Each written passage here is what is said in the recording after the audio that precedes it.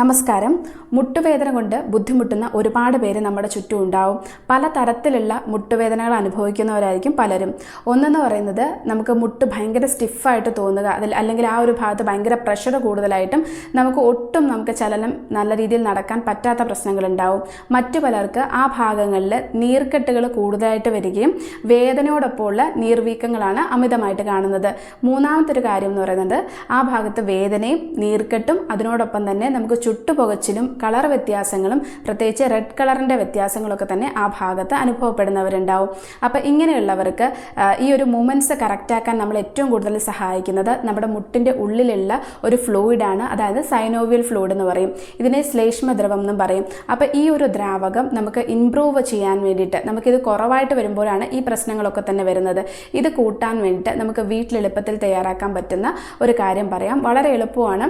ഇതിന് നമുക്ക് ആവശ്യമായിട്ടുള്ളത് ബീട്രൂട്ടാണ്. ബീട്രൂട്ടിൽ എന്ന് വെച്ചിട്ടുണ്ടെങ്കിൽ ഒരുപാട് കാൽസ്യം അടങ്ങിയിട്ടുണ്ട്, അതുപോലെ തന്നെ അയൺ അടങ്ങിയിട്ടുണ്ട്, ഫോളേറ്റ് അടങ്ങിയിട്ടുണ്ട്, ഒരുപാട് മിനറൽസും വിറ്റമിൻസുകളും അടങ്ങിയിട്ടുണ്ട്. ഇത് നമ്മുടെ എല്ലുകളുടെ ആരോഗ്യം വർദ്ധിപ്പിക്കാനും നമുക്ക് ഓവറോൾ ഒരു എനർജി ബൂസ്റ്റ് ചെയ്യാൻ വേണ്ടി സഹായിക്കുന്നതാണ്. അപ്പോൾ ഒരു മീഡിയം സൈസായിട്ടുള്ള ബീട്രൂട്ട് പകുതി എടുക്കുക. അതിനോടൊപ്പം തന്നെ ഒരു നെല്ലിക്കയോ അല്ലെങ്കിൽ ഒരു പകുതി നെല്ലിക്കയോ നമുക്ക് എടുക്കാവുന്നതാണ്. എന്നിട്ട് ഇത് ജ്യൂസ് ആക്കിയിട്ട് ഏതെങ്കിലും ഒരു സമയത്ത് നിങ്ങൾക്ക് കുടിക്കാൻ പറ്റുന്നതാണ്. ദിവസത്തിൽ ഏതെങ്കിലും ഒരു സമയത്ത് കുടിക്കുക. ഇത് 3 ആഴ്ച കണ്ടിന്യൂസ് ആയിട്ട് കുടിക്കുക. ഇങ്ങനെ കുടിക്കുകയാണെന്നുണ്ടെങ്കിൽ ഈ ഭാഗത്തുള്ള നീർക്കെട്ടും വേദനകളും കുറയാൻ വേണ്ടിയിട്ട് നിങ്ങളെ സഹായിക്കുന്നതാണ്.